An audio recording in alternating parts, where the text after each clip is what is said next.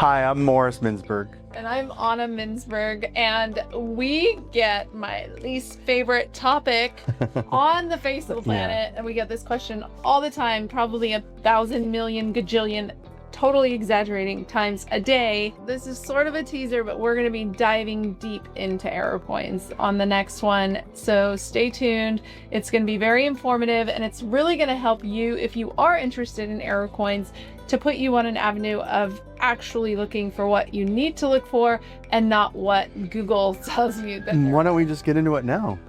Well, maybe we can. So Error coins. Okay. So here's the thing, and this is going to be a very unpopular opinion. If you enjoy looking for little things on your coins, I don't want to discourage you, but it's really a waste of your time. Okay. So first of all, let me get into coins and two categories. So you have errors and you have varieties.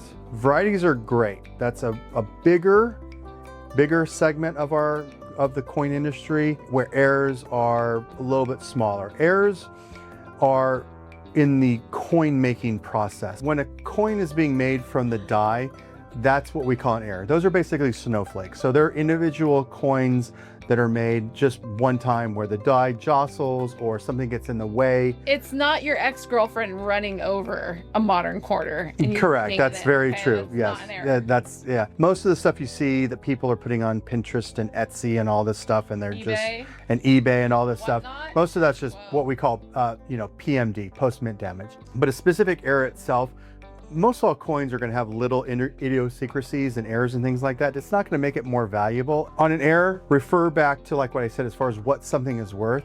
So if you have one coin that is made but nobody wants it, it's obviously not going to have any value.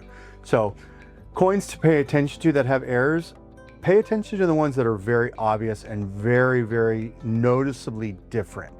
You're not going to really have to pay too much of attention to find something that's going to have actually decent value. Yeah. If it has value, you're just kind of looking through your change really on a side thing, you're going to notice those ones that are going to have value. And don't come in and tell us that it has an error and we don't know what we're talking about. Because if it is valuable, we will offer. That's how we make money. So, if somebody is not willing to pay for your error, correct, just know that it's not worth anything. It's not worth anything. And so that's what an error is. Now, variety, on the other hand, which has an actual staple in our industry, like the 1955 double die or your 1900 O over CC Morgan dollar, things like that, those are varieties. And the difference between an error and a variety is, again, the error is a one-off. It's a snowflake. It's basically that one coin has that error.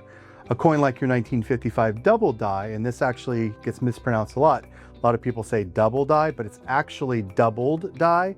And that actually will explain what the actual variety is when the die is being made versus the coin, the die is made in error. And so every subsequent blank struck from that die is going to have that error, thus the 1955 double die. So the die itself was doubled and it struck a bunch of different coins.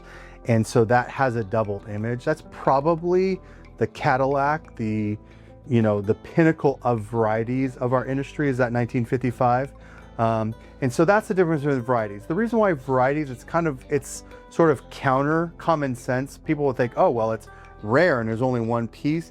The thing with coin collectors is it's a very communal and sort of like this societal hobby where a lot of people, they like to collect in groups.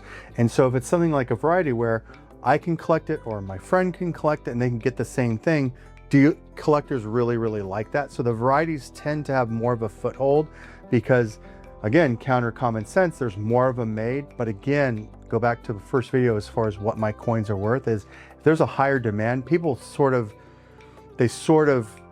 boggle this up a lot where they think, oh, it's unique, it's rare, it's gonna be worth a lot of money. That's not it. Demand in any industry, whether it's real estate, coins, boats, classic cars, demand is always what's going to drive the prices up. If there's a higher demand for something, that's where prices get really out of control. So that's where your varieties are going to have. So your errors, your little things that you see on eBay and stuff like that, you honestly have a greater chance of winning the lottery in most situations than actually find something from your change that's going to be worth money. So And again, if you do enjoy win the it. lottery, come in and buy Yeah, silver. and buy silver. Yeah. Invest. But again, so like I said, is really focus on if you want to look for that stuff, then definitely keep doing that. But don't look to it like it's going to be a great money maker or turn into value for you. That'd be like trying to make a business model out of winning the lottery. So yeah. So that's actually great. Totally amazing information, and I agree with you 100%. And just because it's rare to you, does it make it that's a rare? really good point. So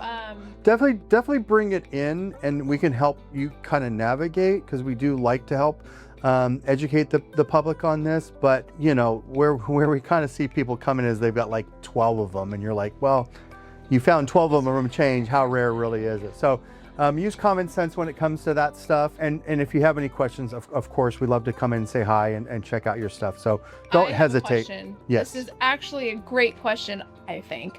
What is the most common false alarm error that people think? Is it... Oh well, there's boy. one in my head that I have. The In Cod We Trust? In COD we trust. Well, COD. and then the on the peace dollar. Oh yeah, that's a really good one. So that's one we get a lot, is the peace dollar. Okay, so peace dollar came out in 1921, towards the later half of 1921. The Morgan was still being made up until, and there's 70, 80 million of those. And I think there's about 1.5, 2 million of the peace dollar. And so it came out right at the end of World War I. And to commemorate it, they spelled peace with a V for victory. And so a lot of people come in and they say, oh my gosh, they spelled, I'm They sorry, not misspelled peace. it. There's a- Sorry, I made a mistake. yeah. It's liberty. Liberty. They spelled liberty with a V and not a B. And so everybody goes, oh, this is an error. I have a rare error. No, all of your peace dollars are going to have a V in there. The other one is the 1922 high relief. So all 1921 peace dollars are struck in high relief. Funny story about that is, believe it or not, the bankers hated that because they were made in high relief. Is just the devices, the design of the coin was just struck really high, and so they couldn't actually stack more than 6 or 7 of them. They would topple over, so they hated that design. They stopped production. That's why your 1921 is worth a lot more money, because there's not a lot of them, because they stopped the production. They accidentally created, getting ready for 1922, they were going to do that, but they just hated it, so they scrapped it. So there is a handful of 1922 high reliefs that are worth a lot of money. Everybody always thinks that's another one that they always think They that have it, but they don't. Yeah. Your 1922 is not a high relief, so don't worry about that. Again, bring it in, we'll check it out, but don't get your hopes up, because it's extremely rare. And I do believe they have accounted for all of the 1922 high reliefs. So, but yeah, that's a good one with the V. So remember, peace dollar with a V, normal. You're good. You're normal. In COD we trust. In COD we trust. Again, that's one of those errors where It's only for people. fishermen. And Only again, this goes back. This is a good indicator of the value. Again, is Yeah. everybody sees that and they go, oh, that's actually how the G kind of looks. And the G probably wasn't necessarily designed well. So remember, you're talking about striking hundreds of millions of quarters, and the G, little serif on the G, kind of rubbed off and kind of looks like a C. But again, probably half of all the quarters made for that are going to say God, and half of them are going to be COD.